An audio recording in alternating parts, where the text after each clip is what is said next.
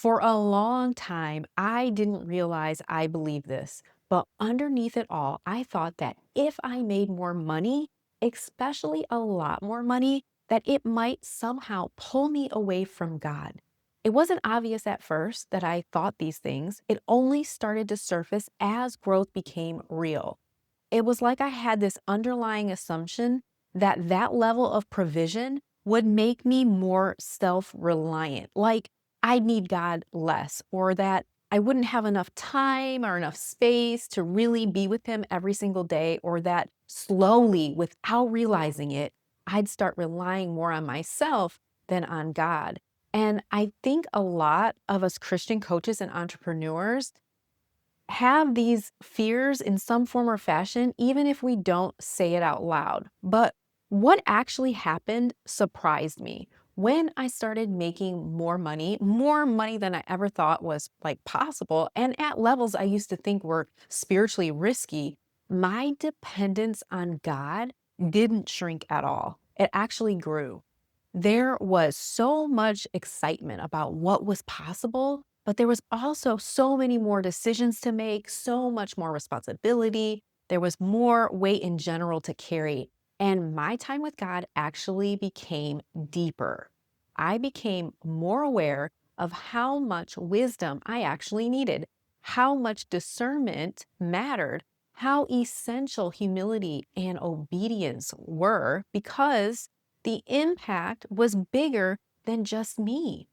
And that's when I realized something really, really important. Money didn't make me independent. It simply revealed how dependent I already was.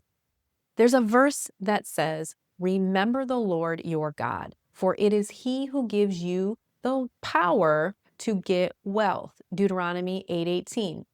That verse doesn't put a cap on what God can provide.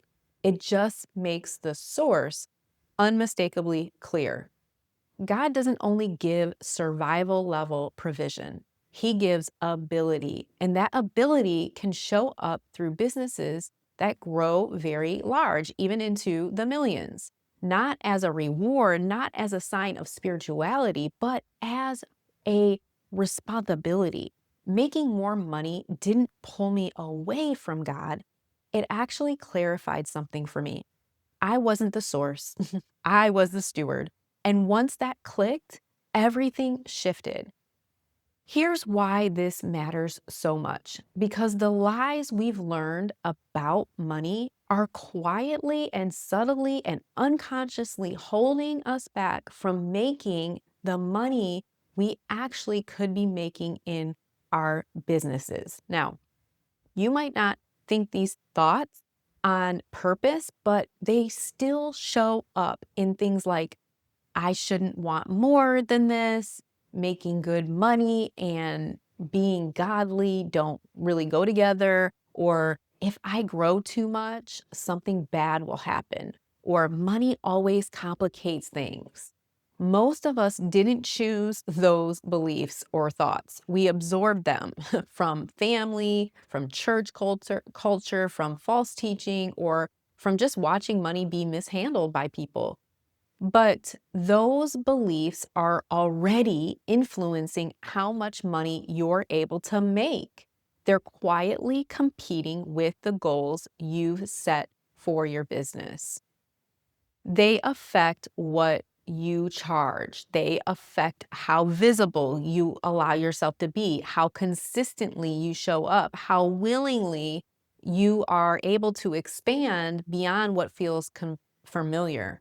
Not because you're doing something wrong, but because your nervous system is trying to protect you from what it thinks is dangerous. And you can love God deeply and still be limited by an unrenewed mind. That's why scripture talks so much about renewing the mind. Romans 12:2 isn't abstract, it's practical. If your thinking around money hasn't been renewed, your business will hit invisible ceilings, even when the strategy itself is solid. And this applies whether you've experienced a lot of money yet, experienced a lot of money or haven't yet. You don't have to wait for more money to start renewing your money mindset. This work is meant to happen even before you see anything showing up in the physical. Money doesn't fix beliefs, it will reveal those beliefs. So if your thoughts around money feel tense, fearful, or conflicted, now more money won't magically make that go away. But if your thoughts are being renewed now, provision becomes something you're prepared to steward instead of something that overwhelms you. The practice is actually simple, but powerful. Here's what to do. Start paying attention to what your mind, your thoughts are saying about money in everyday moments. When you think about charging, saving, spending, or earning, notice the first thought that shows up.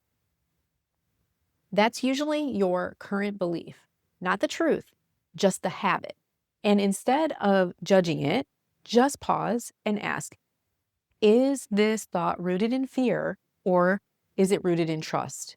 If the thought is, I shouldn't want more, gently shift it to, I want to be faithful with whatever God entrusts to me. If the thought is something around like, I'm not ready for more money, reframe it to, God develops my ability to steward as He provides. If the thought is something like, money will change me, remind yourself, staying close to God is a daily choice I can practice now. This isn't positive thinking. This is renewing your mind in real time. You're not pretending fear doesn't exist. You're just choosing not to let fear be the authority in your life. And over time, something really does change. Those thoughts lose their grip, not because you force them away, but because your brain learns there's no danger here. Jesus talks about stewardship in Matthew 25. And what stands out to me is that the issue was never how much was entrusted. It was about whether the servant responded with faith or fear. The one who hid what he was given wasn't being humble. He was being self-protective and fearful. Fear, not money, was the problem.